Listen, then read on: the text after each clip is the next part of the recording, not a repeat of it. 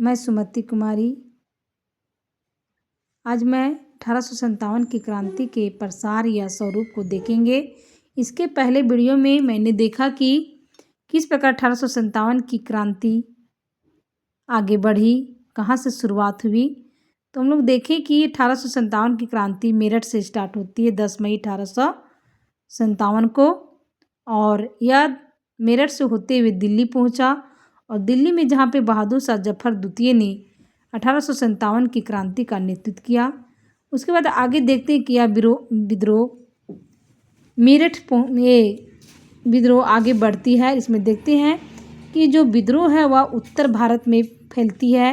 इसके साथ साथ देखते हैं कि अन्य क्षेत्रों में भी फैलता है, लेकिन देखते हैं कि यह विद्रोह दक्षिण भारत के क्षेत्र में ज़्यादा नहीं फैलती है। खासकर मद्रास बिल्कुल अछूता, रानी मद्रास में यह विद्रोह कुछ भी टच नहीं किया। और कहीं कहीं तो इस विद्रोह में आम जनता तो भाग लिया, लेकिन मुजफ्फरनगर और सहारनपुर में आम जनता हिस्सा ही नहीं लिया।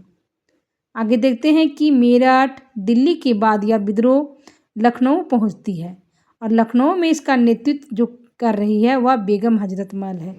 क्योंकि हम लोग पहले ही पढ़ चुके हैं कि लखनऊ यानी उत्तर प्रदेश की राजधानी लखनऊ में एक क्षेत्र था अवध आर्थिक रूप से संपन्न राज्य था, जिस पर अंग्रेजों की कड़ी नज़र थी, क्योंकि अवध से उन्हें बहुत सारी आर्थिक सहयोग मिलती थी, आर्थिक संपत्ति अर्जित होती थी।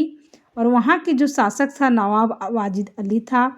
आगे हम लोग देखे थे कि लॉर्ड डलहौजी ने गोंद निषेध प्रणाली के तहत, जैसे सतारा हो गया, बघाट हो गया, संबलपुर हो गया, झांसी हो गया, इन सारे राज्यों को अपने साम्राज्य में यानी अंग्रेजी साम्राज्य में मिलाया था। लेकिन वे जो अवध था उसको वह मिला नहीं पा रहा था, क्योंकि वाजिद अली शाह का पुत्र था। लेकिन उसने सोचा क्या उपाय लगावें, तो वह दिमाग लगाया कि कुशासन के आरोप लगाकर उन्होंने कहा कि अब अच्छे से शासन व्यवस्था नहीं चला पा रहे हैं, यानी कुशासन का आरोप लगाकर अवध को लॉर्ड डलहौजी ने अंग्रेजी साम्राज्य में मिला लिया था।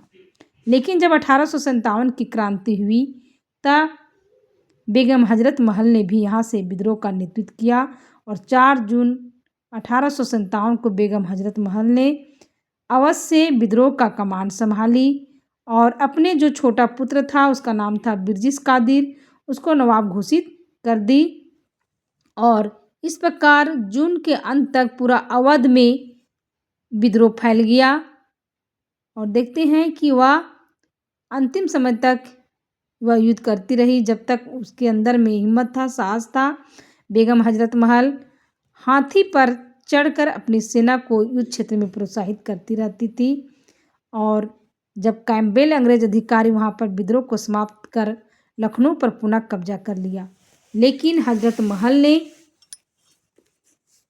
अपने आप को आत्मसमर्पण करने से इनकार कर दी और वह नेपाल चली गई। आगे देखते कानपुर में विद्रोह का नेतृत्व नाना साहब कर रहे थे। नाना साहब का वास्तविक नाम धोधू पंत था। नाना साहब जो थे वे अंतिम पेशवा बाजीराव द्वितीय के दत्तक पुत्र थे, और नाना साहब का अंग्रेजों ने पेंशन को बंद करवा दिया था। और जब 1857 की क्रांति हुई तो नाना साहब ने कानपुर से विद्रोह का नेतृत्व किया, और जो नाना साहब का जो सहयोग कर रहे थे वे थे तात्या टोपे थे। नाना साहब ने जब वहाँ का विद्रोह का नेतृत्व संभाला तो वहाँ पे सती चोरी नामक स्थान पर अंग्रेज अधिकारी को मारा गया, और बड़ी संख्या में अंग्रेज स्त्री और बच्चे को बीबीगढ़ नामक मकान में कैद कर लिया गया, जहाँ पर अगले दिन इन लोगों को मार डाला गया। और इसका सारा जिम्मेवारी हत्याकांड का उत्तरदायित्व नाना साहब को ही ठहराया गया, परंतु नाना साहब ने कहा कि इसकी कोई मुझे जानकारी नहीं है। इस प्रकार देखते हैं कि नाना साहब ने कानपुर में तात्या टोपे के सहयोग से नेतृत्व किया, लेकिन 27 नवंबर को ग्वालियर की विद्रोही सेना कानपुर को अंग्रेज से फिर से छीन लिया, यानी कि 16 दिसंबर 1857 को जो अंग्रेज अधिकारी थे कैम्पबेल ने कानपुर पर पूर्ण रूप से फिर से अंग्रेज लोग अधिकार कर लिया। आगे देखते हैं कि झांसी जो राज था उसकी जो रानी थी वह लक्ष्मीबाई थी। लक्ष्मीबाई का विवाह गंगाधर राव से हुआ था, जो उस और गंगाधर राव का मृत्यु हो चुका था। इनका एक पुत्र था, दत्तक पुत्र, इनका नाम था दामोदर राव। और हम लोग देखें कि गोद निषेध प्रणाली के तहत झांसी को लॉर्ड डलहौजी ने अंग्रेजी साम्राज्य में मिला लिया था। और जब 1857 की क्रांति हुई तो रानी लक्ष्मीबाई ने यहाँ से 1857 की क्रांति का नेतृत्व किया। और 5 जून 1857 को झांसी में विद्रोह शुरू हुआ और रानी लक्ष्मीबाई युद्ध का नेतृत्व करती रही, लेकिन जो सर ह्यूरोज था वह झांसी को घेर लिया और 8 दिन तक झांसी में रानी लक्ष्मीबाई युद्ध करती रही। लेकिन जो राज का ही जो कुछ अधिकारी लोग थे, मंत्री लोग थे, वे लोग अंग्रेजों से मिल गई, जिसके कारण और किला के अंदर घुस गई। अंत में जो रानी लक्ष्मीबाई थी वे भागकर कालपी पहुंची। वहां पर भी ह्यूरोज जो अंग्रेज अधिकारी था वह पहुंचा और वह पराजित हुई। और वहां से भागकर वह फिर ग्वालियर पहुंची। ग्वालियर में भी फिर ह्यूरोज पहुंचा और वहां पर युद्ध किया। और अंत समय में दोनों के बीच युद्ध होता है और रानी लक्ष्मीबाई 1858 को वीरगति को प्राप्ति होती है। इस प्रकार ह्यूरोज ने पुनः झांसी को अपने अधीन कर लिया। बिहार में देखते हैं कि बिहार में जो बाबू कुंवर सिंह थे वह बिहार से नेतृत्व किए 1857 की क्रांति को।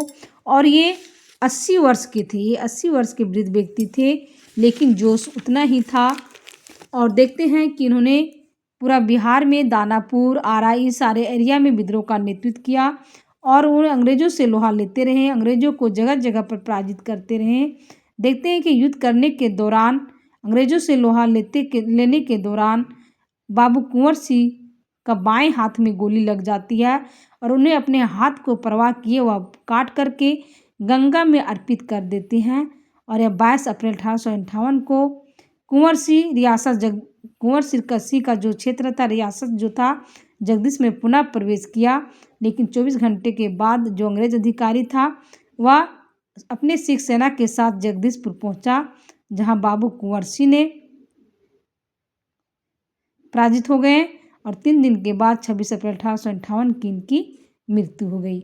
मृत्यु के बाद पुनः बिहार के एरिया में अंग्रेजों ने कब्जा कर लिया, यानी कि अंत में विलियम टेलर और विंसेंट आयर ने यहाँ का विद्रोह को समाप्त कर दिया। 2 अंग्रेज अधिकारी है जो फिर से बिहार पर कब्जा कर लिया। इलाहाबाद में देखते हैं कि इलाहाबाद का जो नेतृत्व कर रहे हैं 1857 की क्रांति का वह मौलवी लियाकत अली है। इसी प्रकार देखते हैं कि फैजाबाद में मौली अहमद उल्ला ने नेतृत्व किया। बरेली से खान बहादुर खान ने विद्रोह का नेतृत्व किया। मंदसौर से फिरोज शाह ने विद्रोह का नेतृत्व किया। असम से पेशवर सिंह ने और मणि राम दत्ता ने इस विद्रोह का नेतृत्व किया। उड़ीसा से सुरेंद्र शाही, उज्जवल शाही ने विद्रोह का नेतृत्व किया। इस प्रकार विद्रोह हर क्षेत्रों में फैली और वहाँ पे फिर से अंग्रेज अधिकारियों ने अपने सेना के द्वारा विद्रोह का दमन करके फिर से सभी क्षेत्रों पर अधिकार कर लिया। अब हम देखते हैं कि 1857 की क्रांति का परिणाम क्या हुआ, है ना। तो हम यहाँ देखते हैं 1857 की क्रांति का परिणाम, विद्रोह भले असफल रहा लेकिन तत्कालीन और दूरगामी परिणाम अत्यंत महत्वपूर्ण सिद्ध हुआ। भले यह विद्रोह असफल हुआ लेकिन बहुत ही हमारे देश के लिए शुभ हुआ। इस विद्रोह के बाद मुगल साम्राज्य सदा के लिए समाप्त हो गया। जो हमारे 1857 की क्रांति के समय जो मुगल बादशाह थे यानी बहादुर शाह जफर द्वितीय, वे अंतिम मुगल शाह हुए। उसके बाद मुगल शासक समाप्त हो गया। इस विद्रोह का एक अन्य परिणाम था कि महारानी विक्टोरिया का घोषणा पत्र, उस समय जो लंदन यानी ब्रिटेन की जो रानी थी वे महारानी विक्टोरिया थी। उन्हें जो घोषणा पत्र जारी किया उसे हमें देखना है, यानी परिणाम में क्या मिला देखने को। तो विक्टोरिया का घोषणा पत्र, विक्टोरिया का जो यानी की रानी जो विक्टोरिया थी उन्होंने घोषणा पत्र जारी किया, जिससे लॉर्ड कैनिंग ने, यानी उस समय जो हमारे गवर्नर जनरल थे 1857 की क्रांति के समय जो गवर्नर जनरल थे वह थे लॉर्ड कैनिंग। उन्होंने उनके घोषणा पत्र को 1 नवंबर 1858 को इलाहाबाद के मिंटो पार्क में अपना दरबार लगाया और यहीं पर महारानी विक्टोरिया का घोषणा पत्र पढ़ा। यानी कहने का मतलब जो विक्टोरिया जो ब्रिटेन की रानी थी उन्होंने घोषणा पत्र जारी किया। उस घोषणा पत्र को हमारे भारत के जो समय गवर्नर जनरल थे लॉर्ड कैनिंग ने इलाहाबाद में स्थित मिंटो पार्क में उस घोषणा पत्र को पढ़ा। वह दिन था, उस तारीख था 1 नवंबर 1858 को, और वह घोषणा पत्र में निम्न महत्वपूर्ण बातें प्रमुख थी। उसमें पहला था कि भारतीय शासन की बागडोर कंपनी के हाथों से निकलकर क्राउन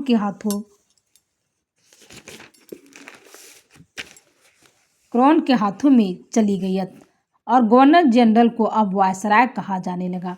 कहने का मतलब जो पहले भारत में जो शासन व्यवस्था ये क्या बोलते हैं ईस्ट इंडिया कंपनी के द्वारा जो चलाया जा रहा था, अब वह ईस्ट इंडिया कंपनी से हाथ से निकलकर अब सीधे महारानी के द्वारा चलाया जाएगा। यानी ब्रिटेन की जो महारानी है उनके द्वारा भारत में शासन व्यवस्था चलाई जाएगी। और जो गवर्नर जनरल कहे जाते थे वे अब वायसराय कहा जाने लगेगा।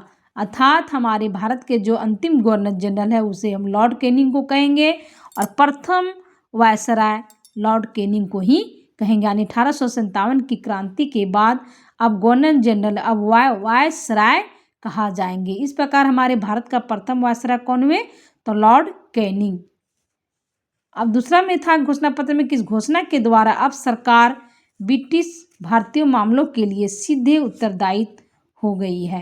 यानी अब इस घोषणा पत्र में लिखा था कि अब सरकार यानी ब्रिटिश सरकार भारतीय मामलों के लिए सीधे उत्तरदायी, जो भी भारत की जो भी समस्या जो भी बातें होगी अब सीधे ब्रिटिश सरकार के द्वारा ही किया जाएगा। तीसरा था कि इस घोषणा ने स्पष्ट कर दिया कि भविष्य में कोई भी राज अंग्रेजी राज में नहीं मिलाया जाएगा। सरकार ने डलहौजी की हड़प नीति त्याग दी गई और भारतीय नरेशों को गोद लेने का अधिकार वापस कर दिया गया। यानी इस घोषणा पत्र के द्वारा जारी किया गया कि भविष्य में भारत के कोई भी राज को अंग्रेजी राज में नहीं मिलाया जाएगा और जो लॉर्ड डलहौजी ने हड़प नीति या गोद निषेध प्रणाली जो शुरुआत किए थे उसे अब त्याग दिया जाएगा और भारत के जो राजा हैं अब वह गोद लेने का अधिकार है, वह गोद किसी बच्चे को अब ले सकते हैं। क्योंकि इसके पहले लॉर्ड डलहौजी ने गोद निषेध प्रणाली अपनाया था कि कोई भी राजा गोद अगर पुत्र नहीं है तो वो गोद नहीं ले सकता और उसके राज को ब्रिटिश साम्राज्य में मिला दिया जाएगा। तो यह जो बातें थी वह समाप्त कर दिया गया इस घोषणा पत्र के द्वारा।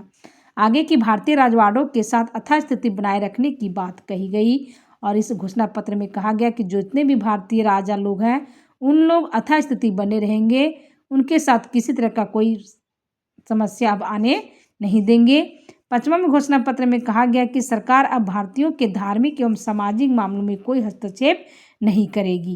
यानी इस घोषणा पत्र में कहा गया कि भारत के जो भी धार्मिक हैं यानी उन लोग को ईसाई धर्म में परिवर्तन नहीं किया जाएगा, क्योंकि कानून बनाया गया था कि कोई जो भी व्यक्ति ईसाई धर्म में परिवर्तन हो जाता है, ईसाई धर्म अपना लेता है तो उनकी पैतृक संपत्ति को जब्त नहीं किया जाएगा। लेकिन यहाँ पर बात हुई कि धार्मिक मामलों में किसी तरह का हस्तक्षेप नहीं किया जाएगा, सामाजिक मामले में हस्तक्षेप नहीं किया जाएगा, क्योंकि अंग्रेजों ने भारत में सती प्रथा को समाप्त किया। लॉर्ड विलियम बेटिक जो राजा राम के प्रयास से लॉर्ड विलियम बेटिक ने 1829 में सती प्रथा को समाप्त किया, नरबलि को समाप्त किया। इस प्रकार बहुत सारे ऐसे बाल विवाह को समाप्त किया। तो इस प्रकार बहुत सारे ऐसी सामाजिक रूढ़िवादिता प्रथा थी जो अंग्रेजों ने समाप्त किया। आप कहें कि और लेकिन अब कहा गया कि सामाजिक मामलों में कोई हस्तक्षेप नहीं करेगा।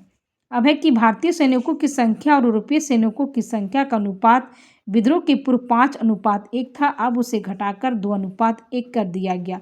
कहने का मतलब 1857 की क्रांति के पूर्व यानी 1857 की क्रांति के समय भारतीय सैनिकों की संख्या 5 थी और अंग्रेजों की संख्या 1 थी। अर्थात भारत के सेना 5 रहेंगे तो अंग्रेज सेना 1 रहेंगे, लेकिन इसकी संख्या घटाकर 2:1 कर दिया। अर्थात अब भारतीय सेना 2 रहेंगे तो अंग्रेज सेना 1 रहेंगी।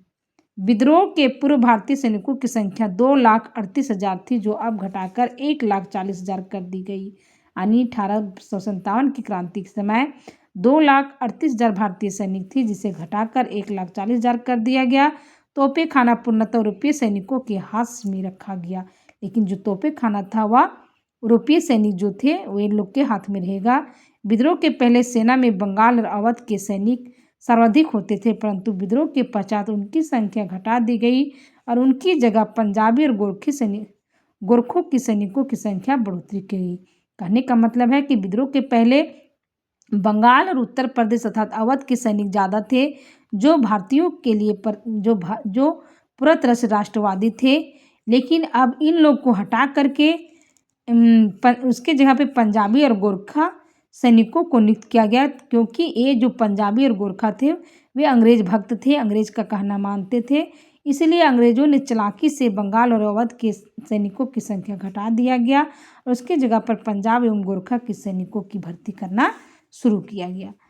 आगे देखते हैं कि भारत की देखभाल के लिए एक नए अधिकारी भारतीय राज सचिव की नियुक्ति की गई तथा इसकी सहायता के लिए 15 सदस्यों की एक मंत्रा परिषद बनाई गई। यानी कि 1857 की क्रांति के बाद एक नया पद सृजित किया गया, भारतीय राज सचिव, जिनकी सहायता के लिए 15 सदस्य की व्यवस्था किया गया।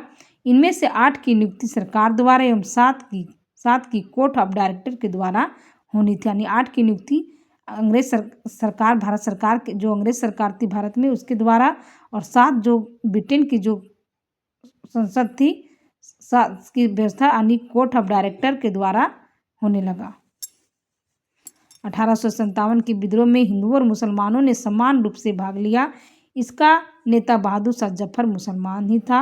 अंग्रेज क्रांति के बाद हिंदुओं का पक्ष लेने लगे और मुसलमानों से घृणा करने लगे। कहने का मतलब 1857 की क्रांति हम देखते हैं कि हिंदू और मुसलमानों ने कंधे से कंधे मिलाकर के लड़ा। देखते हैं कि एक तरफ बहादुर शाह जफर है तो दूसरी तरफ देखते हैं कि बाबू कुंवर सिंह है, एक तरफ देखते हैं कि रानी लक्ष्मीबाई है तो दूसरी तरफ बेगम हजरत महल है। अर्थात 1857 की क्रांति में हिंदू मुसलमानों ने एक साथ कंधे से कंधे मिलाकर अंग्रेजों से लड़ा, लेकिन अंग्रेजों ने फूट डालो और राज करो की नीति को अपनाया और उन्होंने 1857 की क्रांति के बाद अंग्रेज लोग मुसलमानों से घृणा करने लगे। बाद में उन्होंने मुस्लिम सांप्रदायिकता का सहारा लिया तथा दोनों संप्रदायों को एक दूसरे को लड़ाकर राष्ट्रीय आंदोलन को कमजोर करने का प्रयास किया। बाद में हम लोग देखते हैं कि 1909 में मार्लो मिंटो सुधार के द्वारा मुसलमानों को पृथक निर्वाचन दे करके शुरुआत करते हैं और बाद में देखते हैं कि इन्होंने राष्ट्रीय आंदोलन को कमजोर करने का प्रयास किए। उसमें हम लोग देखते हैं कि 1920 में असहयोग आंदोलन, 1930 में सविनय अवज्ञा आंदोलन और 1942 में भारत छोड़ो आंदोलन को अंग्रेजों ने कमजोर करने का प्रयास किया और इसका अंतिम परिणत भारत के विभाजन के रूप में ही सामने आई। यानी अंग्रेज फूट डालो राज करो की नीति अपनाई और अंत में भारत को विभाजन करके ही अंग्रेजों ने छोड़ा। यह था 1857 की क्रांति का स्वरूप एवं परिणाम। इसके पहले वीडियो में कारण हम बता ही चुके हैं। तो इस प्रकार 1857 की क्रांति का कारण एवं परिणाम पूरा हो गया। आप लोग वीडियो को अच्छे से देखिएगा, समझिएगा। अगला वीडियो में इसके बाद का चैप्टर रहेगा। Thank you.